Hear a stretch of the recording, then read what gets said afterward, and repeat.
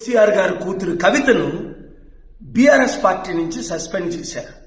తనైతే బీసీల కొరకు పోరాడతానంటారు. నిజంగా కవిత, నువ్వు బీసీల కొరకు పోరాడాలి అంటే బీసీల ఏకైక పార్టీ ఇప్పుడు ఉన్నది ప్రజాశాంతి పార్టీ మాత్రమే. రా, ప్రజాశాంతి పార్టీలో చేయి కలుపు. నువ్వు బీజేపీ పంపిన బాణము కాదని రుజువు చేసుకో. బీజేపీ రామచంద్రరావు గారు ఆర్ఎస్ఎస్ బ్రాహ్మణుల పార్టీ అంటున్నారు.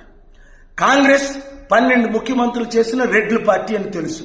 మరి ఒక దొరసాన్ని నిన్ను నమ్మాలి అంటే, ప్రజల్లో నీ మీద కాన్ఫిడెన్స్ కలగాలి అంటే నువ్వు గద్దరన్న చేరిన పార్టీ అయిన ప్రజాశాంతి పార్టీలో చేరు.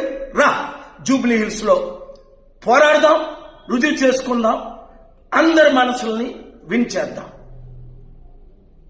కేసీఆర్ గారి కూతురు కవితను బీఆర్ఎస్ పార్టీ నుంచి సస్పెండ్ చేశారు.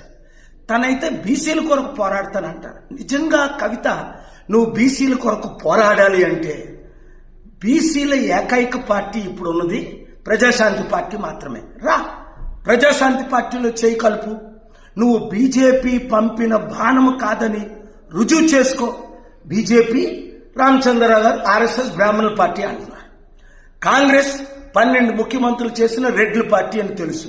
మరి ఒక దొరసాన్ని నిన్ను నమ్మాలి అంటే, ప్రజల్లో నీ మీద కాన్ఫిడెన్స్ కలగాలి అంటే నువ్వు గద్దరన్న చేరిన పార్టీ అయిన ప్రజాశాంతి పార్టీలో చేరు. రా, జూబ్లీ హిల్స్ లో పోరాడదాం, రుజువు చేసుకుందాం, అందరి మనసుల్ని వించేద్దాం.